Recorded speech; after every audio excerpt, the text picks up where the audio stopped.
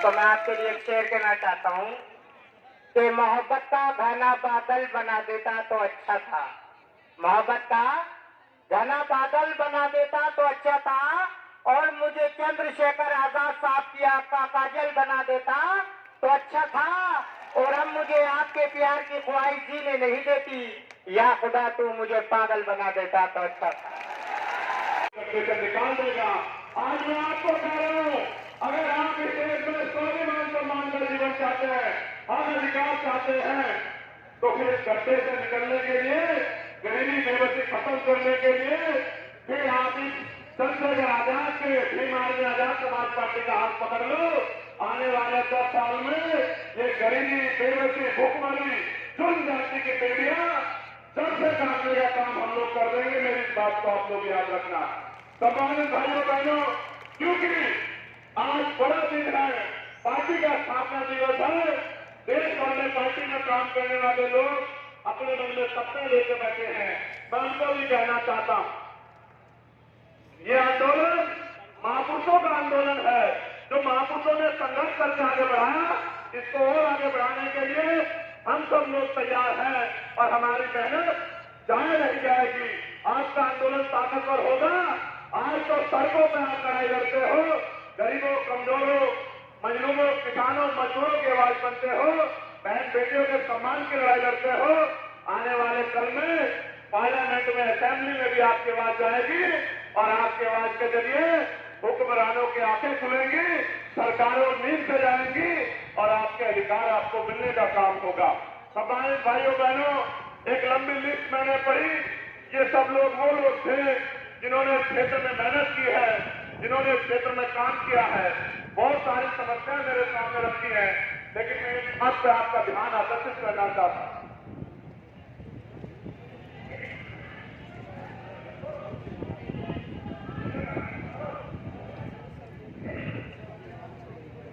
इस देश में दलितों, पिछड़ों, आदिवासियों, मुसलमानों, सिखों, जैन, बौद्धिस्टों के साथ जो हिंसा होती है, वो हिंसा कोई जरूरी हिंसा नहीं है, उसके पीछे साजिश है। इस बात को अपने आपको समझना पड़ेगा। वो हिंसा इसलिए होती है कि अगर हिंसा में आप लोग नहीं उलझोगे, अगर आप उसका आपका समय उसमें खराब नहीं होगा, तो आप अपने हक अधिकारों के बारे में सोचोगे, अपनी तरक्की के बारे में सोचोगे, स्कूल कॉलेजों के बारे में सोचोगे, रोजगारों के बारे में सोचोगे।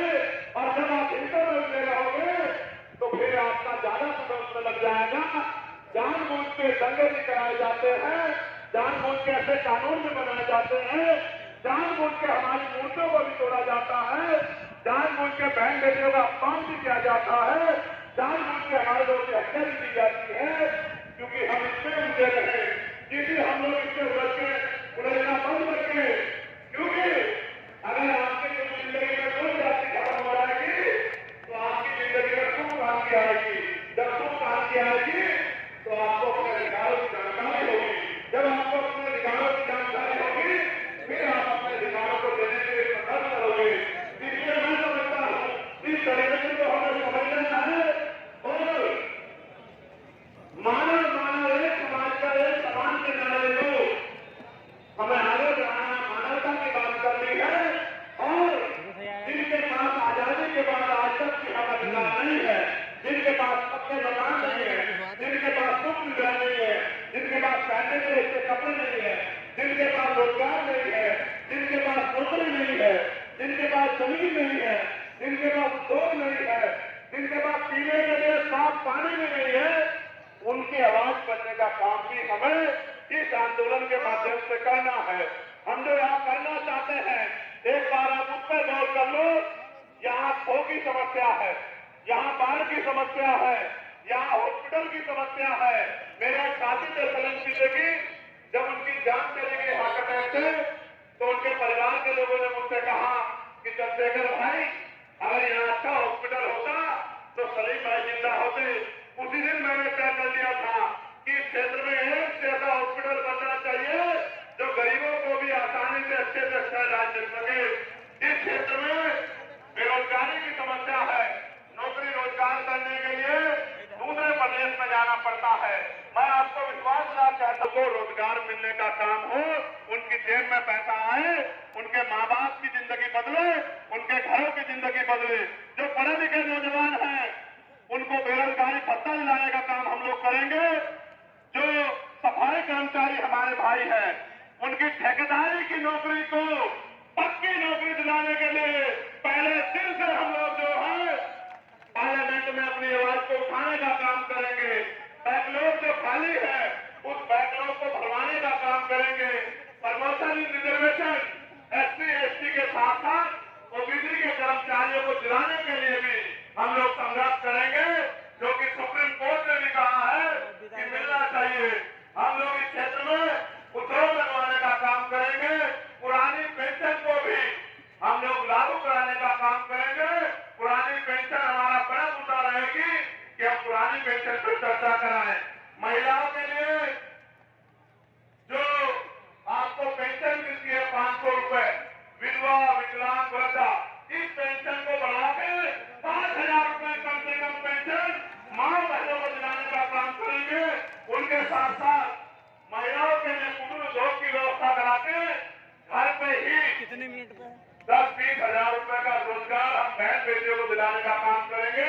आज मैं देखता हूँ मेरी माओ को घर चलाने के लिए खेतों में जाके मेहनत मजदूरी करनी पड़ती है, भट्टों में जाना पड़ता है, कोल्हू में जाना पड़ता है, पूरे दिन गर्मी में सहना पड़ता है। उनके हाथों में लाइनें भी बढ़ गई है। जो कुदरत ने लाइनें पैदा की है उससे भी 100 लाइनें उनके हाथों में बढ़ गई है। इस बेबसी की जिंदगी को ज्यादा दिन हम लोग नहीं रहने देंगे। इस बेबसी की जिंदगी को हम लोग खत्म करने का काम करेंगे। एक बड़ी समस्या नगर निगम में जो ठेकों की है उसको मैं पहले कह चुका हूं कि समान काम समान वेतन हम लोग लागू कराने का काम करेंगे। अब मेरी बात पे आप गौर करो।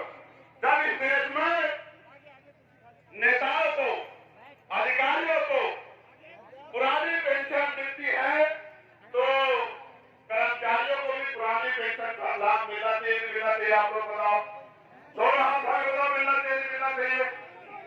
जो 500 रुपए पेंशन मिलती है महिलाओं को, 500 रुपए में खर्च भी नहीं आता, क्या उनकी पेंशन 5,000 रुपए होनी चाहिए? बताओ। आशा कार्यकर्ता को, आंगनबाड़ी कार्यकर्ता को, भोजन माता को, मैं गांव में गया था, बैताल का गांव है वो, एक बहन मुझे वहां मिली, उसने कहा बहुत कम वेतन मिलता है।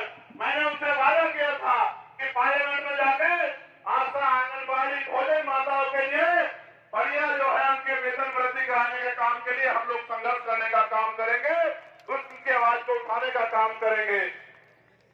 अब इस देश में जो चल रहा है उस पर भी बात करते हैं। अभी इस देश में आपने देखा पैसे के आधार पर सत्ता और सत्ता के जरिए पैसा का कितना बड़ा खेल सुप्रीम कोर्ट ने उजागर किया कि इलेक्ट्रल बॉन्ड के जरिए हजारों करोड़ रुपए का जनता चंदा भारतीय जनता पार्टी ने ईडी लगवा के, सीबीआई लगवा के तमाम कंपनियों से लेने का काम किया और उसी पैसे को चुनाव में खर्च करके सत्ता में आने का काम किया। अभी अभी इनका झूठ बेनकाब हुआ कि किस तरह से सरकारी मशीनरी का जो दुरुपयोग किया। आप महसूस करो, पहले सरकारी नौकरी आती थी, अब सरकारी नौकरी बाद में आती है। पहले पेपर लीक हो जाता है। अभी पुलिस की भर्ती का पेपर लीक हुआ, 48 लाख बच्चों ने दिया और 400 रुपए पर बच्चे के हिसाब से 200 करोड़ रुपए इन्होंने कमाए और पेपर लीक करा के उन बच्चों के सपनों को उन्होंने खत्म करने का काम किया। इसी तरह से 69,000 शिक्षक भर्ती में 20,000 पदों पे आरक्षण का घोटाला करके पिछली भारतीय जनता पार्टी की जो उत्तर प्रदेश की सरकार और उनके मंत्री ने किया। 20,000 बच्चे सड़कों पे लड़ रहे थे। मैंने उस आंदोलन में 4 दिन संघर्ष किया। 6,800 नौकरियां उनकी जारी कराने का काम किया। जब 6,800 नौकरियां उनको मिली वो बड़े खुश हो गए, रोने लगे, गले लग गए कि भैया आपने नौकरी दिलवा दी। और जब उनके चेहरों पे खुशी आई तो सरकार को बर्दाश्त नहीं हुआ, कोर्ट से स्टे करवा के उनकी नौकरी छीनने का काम किया। मैं उन सबको भी कह रहा हूं, आपकी नौकरी आपको दिलाने का काम हम लोग करेंगे। आप चिंता मत करो। मैं आपसे ये बात इसलिए कह रहा हूं कि सत्ता में बहुत ताकत है। आप यहां से जाके पार्लियामेंट में नहीं बोल सकते हो। आपके द्वारा चुना हुआ नेता पार्लियामेंट में जाके बोलेगा। जब वो पार्लियामेंट में जाके बोलेगा, यहाँ की समस्याओं को बताएगा, तब वहां बैठी सरकार को ये समझ आएगा कि इस क्षेत्र में समस्या है, तब वो आपके लिए बजट अलॉट करेंगे, तब आपके क्षेत्रों में काम होगा। आपने कई लोगों को सांसद बनाया, क्या आपने कभी देखा कि उन्होंने पार्लियामेंट में जाके क्षेत्र की आवाज उठाई? ईमानदार से बताओ, कभी देखा? इसका मतलब आपकी वोट से उन्होंने अपना भला तो किया, लेकिन आपका भला नहीं किया। हम तो विजन के साथ आए हैं, जो विजन सदगुरु रविदास जी महाराज ने दिया। कौन सा विजन? कि ऐसा चाहूं राज में जहां मिले सबन्नु अन्न और छोटे बड़े सब संबसे, रविदास रहे प्रसन्न।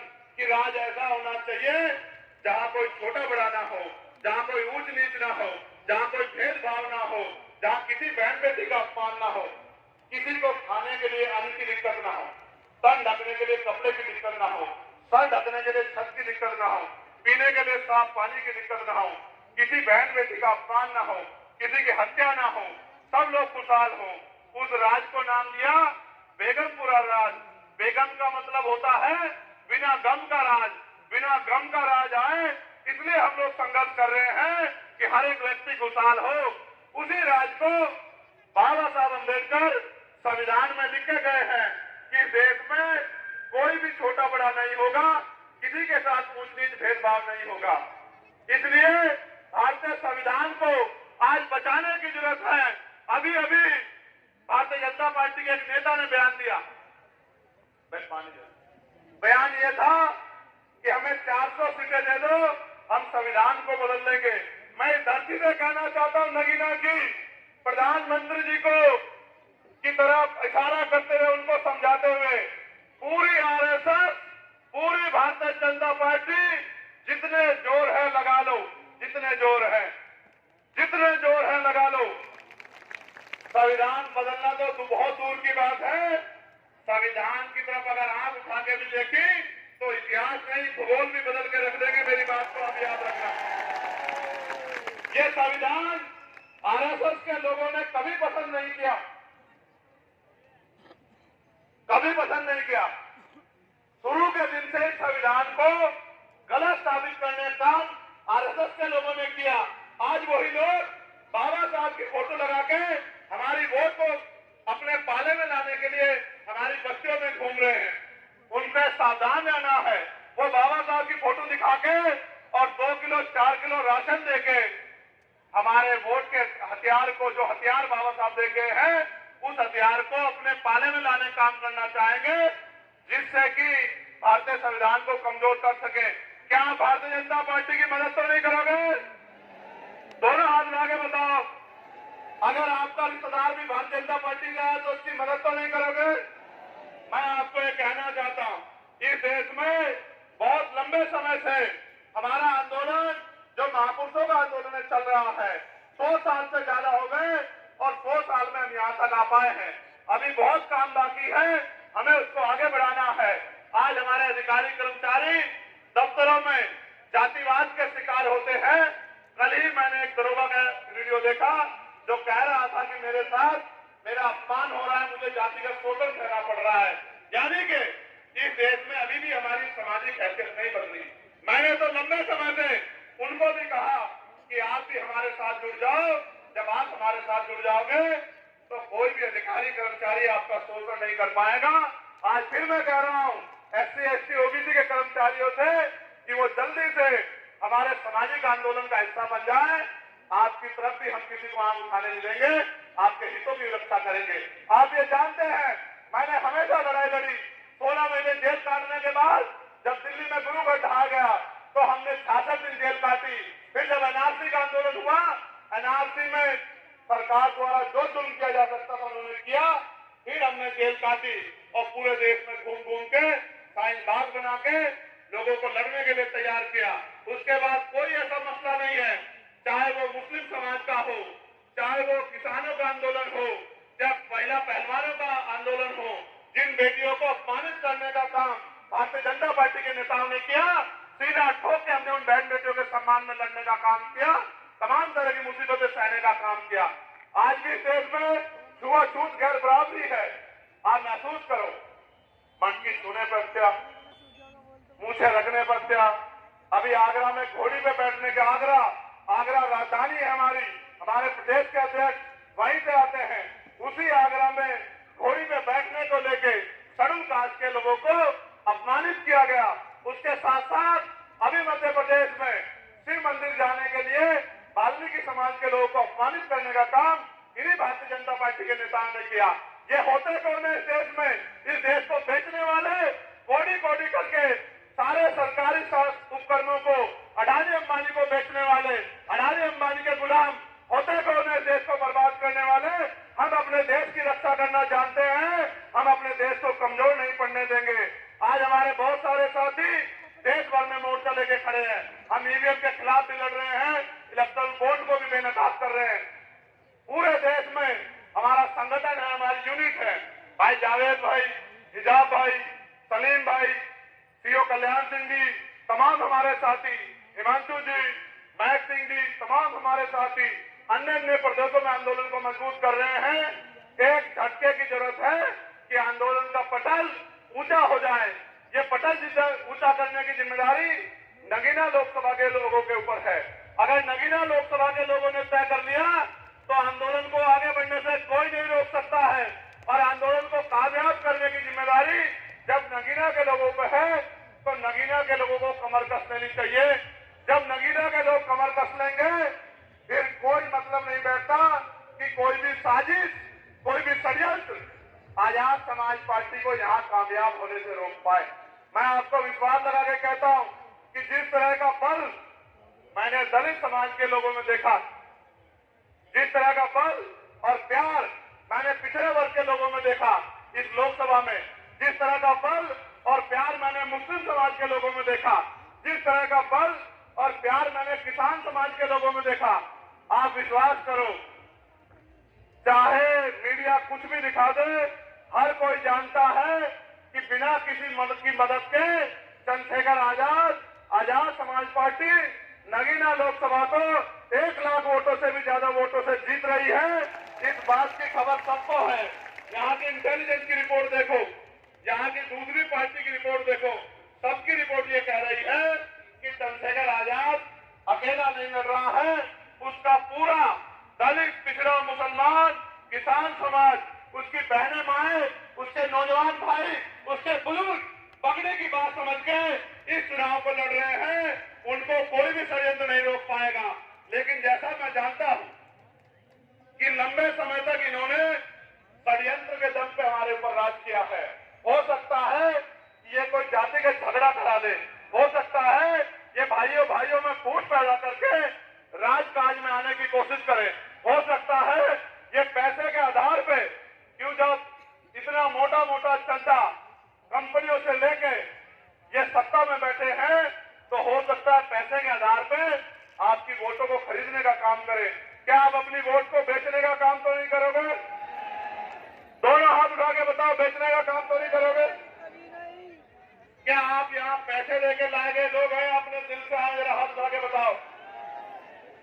क्या आप चाहते हैं कि चंद्रशेखर आजाद को यहाँ इज्जत और ताकत मिले? बताइए। तो आप क्या मेहनत करने के लिए तैयार हैं? क्या आप आजाद समाज पार्टी को पहली कामयाबी नगीना में दिलाने के लिए तैयार हैं? मैं जब यहाँ की गलियों में जाता हूँ, यहाँ के कस्बों में जाता हूँ, जब मैं शेरकोट जाता हूँ, ऐसा लगता है कि मैं शेरकोट में नहीं अपने घर में खड़ा हूँ। इतना प्यार शेरकोट के लोग देते हैं। जब मैं शेरकोट से हटके धामपुर में आता हूँ तो ऐसा लगता है कि शेरकोट का प्यार कम है, धामपुर का प्यार ज्यादा है। जब मैं धामपुर से हटके नगीना में आता हूँ, नगीना के लोग तो खुद में इतिहास लिखे हुए हैं, नगीना के लोग ज्यादा प्यार देते हैं। जब मैं आगे बढ़ के नजीराबाद चला जाता हूँ, कोतवाली चला जाता हूँ, वहाँ के लोग पल के बिछा के इंतजार करते हैं। जब मैं किरतपुर में जाता हूँ तो ऐसा सैलाब आता है सड़कों पे कि दांतों तले दुश्मन उंगली दबा लेते हैं। जब मैं निकल के जाता हूँ सिहोरा में, सहसपुर में, जब मैं जाता हूं नीदरू में, जब मैं जाता हूं अब आपके बराबर में यहाँ नूरपुर में, तो ऐसा महसूस करता हूं कि इनसे मेरा खून का रिश्ता है। जिनसे मैं मिला भी नहीं कभी, वो भी आगे निकल के आके कहता है कि चंद्रशेखर भाई वोट नहीं खून भी देके आपको ताकत देने का काम करेंगे। ये प्यार मैंने अगर मुझे मिलता है तो यहाँ के हमारे भीम आर्मी आजाद समाज पार्टी के नेताओं की वजह से मिलता है, और देश भर में जो हमारे लोग काम करते हैं उनके प्यार की वजह से मिलता है। वो हर व्यक्ति की आवाज उठाने का काम करते हैं। घर से निकलता हूं सुबह बिना रोटी खाए, रोटी की व्यवस्था मेरा समाज करता है, मेरी गाड़ी के तेल की व्यवस्था मेरा समाज करता है, और किसी चीज की जरूरत हो, जिस चीज के लिए कह देता हूं उस चीज को मुझ तक पहुंचाने का काम जो है ये मेरा बहुजन मुस्लिम समाज करता है। इज्जत देने का तुम यहाँ क्यों आए? आपसे मिलने। मैंने क्या किया तुम्हारे लिए जो तुम यहाँ आए? बस आपसे कभी मुलाकात तो ही नहीं हुई, पर पता नहीं क्यों अंदर दिल से बहुत मोहब्बत हो गई। मैं कल भी आया था यहाँ, तो मैं आपके लिए एक शेर कहना चाहता हूँ कि मोहब्बत का घना बादल बना देता तो अच्छा था, मोहब्बत का घना बादल बना देता तो अच्छा था, और मुझे चंद्रशेखर आजाद साहब की आंख का काजल बना देता तो अच्छा था, और अब मुझे आपके प्यार की ख्वाहिश जीने नहीं देती, या खुदा तू मुझे पागल बना देता तो अच्छा था।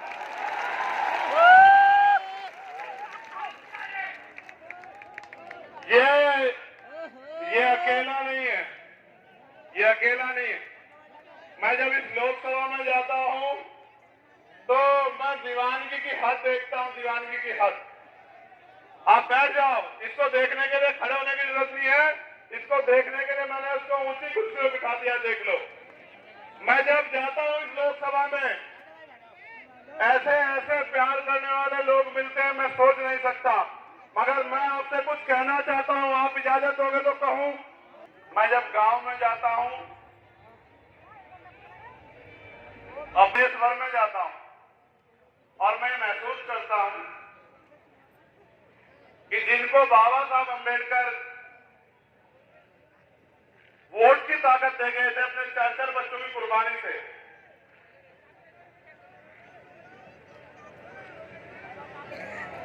जिनको आजादी से पहले, चाहे वो पाल हो, प्रजापति हो, कश्यप हो, सैनी हो, मौर्य हो, साक्य हो, कुशवाहा हो, सैन हो, विश्वकर्मा हो, जाट हो, गुजर हो, चमार हो, वाल्मीकि हो, पारसी हो, धोबी हो, कोरी हो, खटीक हो, जो जाति के आधार पर जिनको नीचा कहा गया, जबकि हम सतगुरु रविदास जी महाराज को मानने वाले लोग हैं, वो ये कहते हैं रविदास जन्म के काल में होत न कोई नीच, नर को नीच कर डाली है, ओछे कर्म की प्रीत, यानी कि जन्म के कारण कोई नीचा नहीं होता।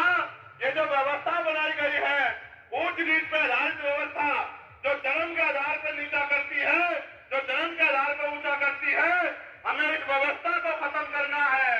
ये व्यवस्था अगर हम खत्म करना चाहते हैं तो ताली बजाने से खत्म नहीं हो सकती, गाना गाने से खत्म नहीं हो सकती, नारा लगाने से खत्म नहीं हो सकती।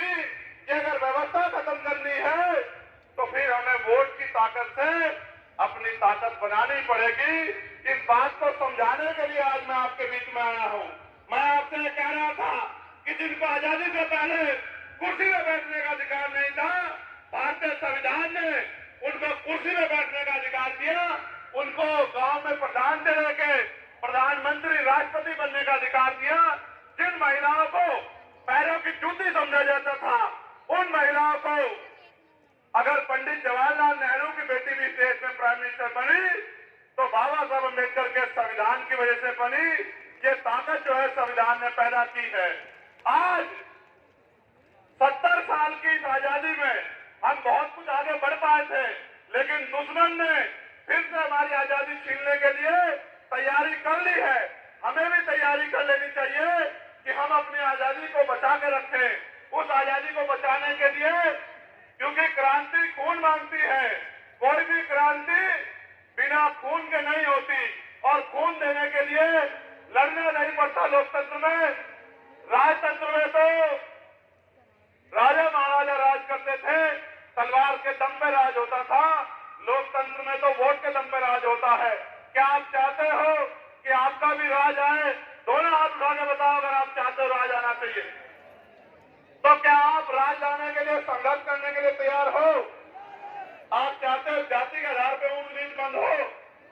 आप चाहते हो देश में जिस तरह से मुस्लिम समाज के लोग, जैन समाज के लोग, सिख समाज के लोग, बौद्ध धर्म के लोग धार्मिक अत्याचार का उनके साथ हो रहा है, उनके साथ अन्याय हो रहा है, आप चाहते हो उनको न्याय मिले? क्या आप उनकी आवाज बनने का काम करोगे? क्या आप बहुजन समाज में भाईचारा पैदा करके अपनी ताकत बनाने का काम करोगे? क्या आप घर से निकल के संघर्ष करने का काम करोगे? क्या आप महापुरुषों के अधूरे सपने को पूरा करने का काम करोगे?